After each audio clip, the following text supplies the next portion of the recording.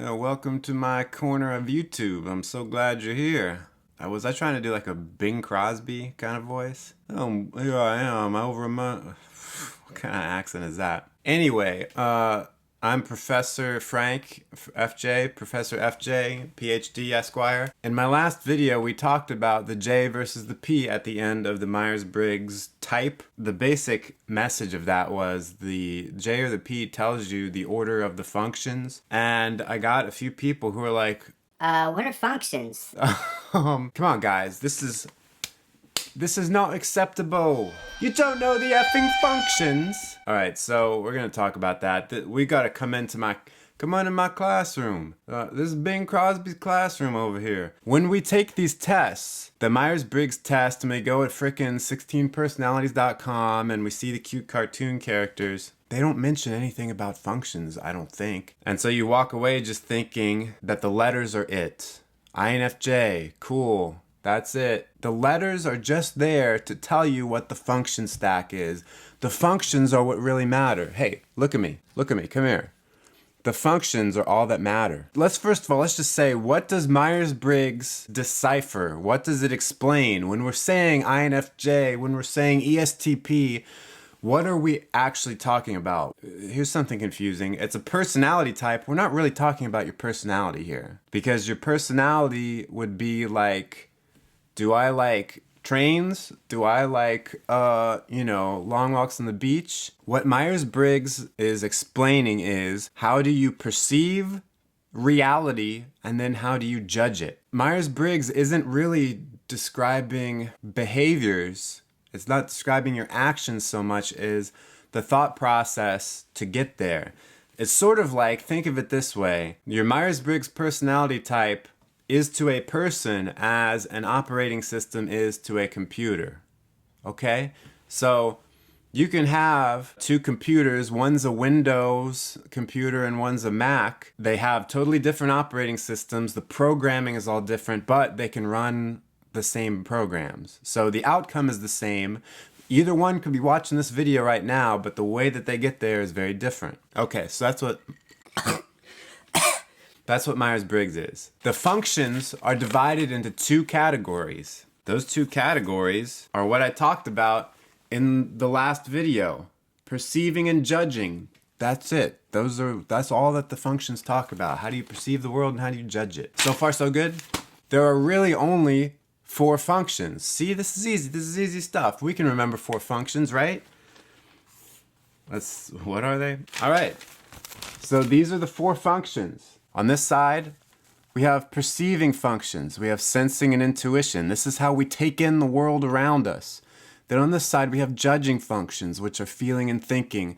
That's how we judge the stuff that we just perceived. And each Myers-Briggs type, each person has a perceiving function that they prefer and a judging function that they prefer. And that's what the type is telling you. The 2 letters in the middle, the N, F, or the ST, that's telling you how do they prefer to perceive, how do they prefer to judge. Now, do you remember 5 seconds ago when I told you that there was 4 functions? Actually, I lied. There's 8 functions because each one of these can be either introverted or extroverted. Meaning, each of these 4 things can either be introverted about the interior world in your mind, or they can be extroverted where they're more concerned with the outside world.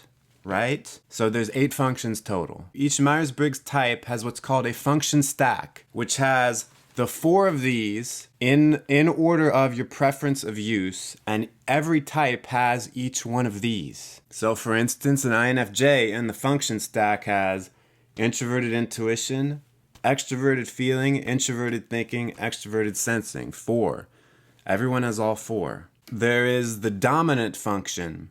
This is the main one. This is the one that you're in cruise control in all the time. This is the function that determines, are you an introvert or an extrovert, right? So like with INFJs, that's introverted intuition. That's where we spend most of our time. Now, some other type, like an INFP, their first function is introverted feeling. It's a totally different thing. All right, so let's start off looking at a function stack. 1 through 4. 1 being the dominant one, 4 being the the crappy one. I don't even remember what it's called. The inferior one. We're going to use INFJ since we are biased towards INFJs on here. We're very prejudicial and judgmental. Alright, so Introverted Intuition is number 1, the dominant function for INFJ. Now, once you've figured out the first one, then you know what the last one is, because the last one is always going to be the opposite of the first one. So that's extroverted sensing. INFJ is a J type, so that means the first extroverted function is the judging function, which is feeling. And then the third one is always going to be the opposite of the second one, so that's introverted thinking, right? See? And it has to go back and forth like that. So for an introverted type, it's introvert, extrovert, introvert, extrovert. For an extroverted type, it's extrovert, introvert, extrovert, introvert. You see? Now, the first and fourth have to be opposite. So you can't have two perceiving functions in a row. You can't have two at the beginning, because this always has to be JP or PJ, right?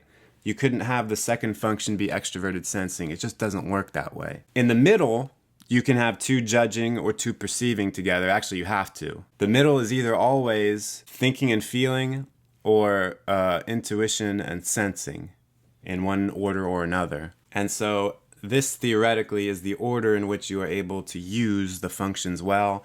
So this one, you're an all-star, get your game on, go play.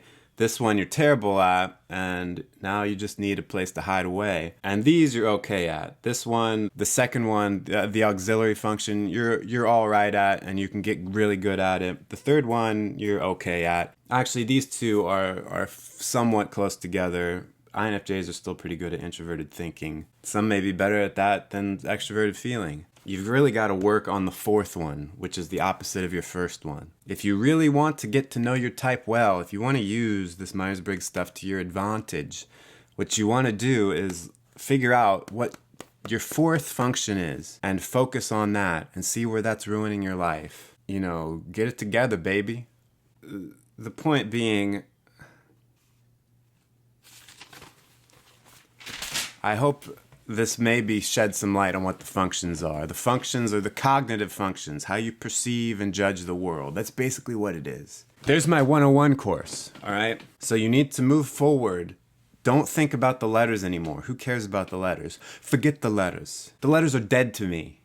Well, actually, use the letters to figure out the functions. That's what you use it for. Figure out those function stacks. And this is what you need to do when if you're trying to type someone else, which I'm terrible at, and most people are terrible at because no one knows anything. You know, if you have any other questions about this whole Myers Briggs thing, I've got them piling up. Maybe I can shed some light on it, or at least maybe sound like I know what I'm talking about and mislead all of you. Let me know. Post any questions you have, any suggestions for something you'd like to see a video about, even if it's totally random. Well, anyway, thanks for joining me on my corner of YouTube. Oh, make sure you hit that like button if you liked it, and subscribe if you want to see more of my great Bing Crosby impersonation. Stay tuned this week. I might have a new podcast out at some point. I'll let you know. I love all of you dearly. You give my life meaning. Thank you. Stay cool and attractive.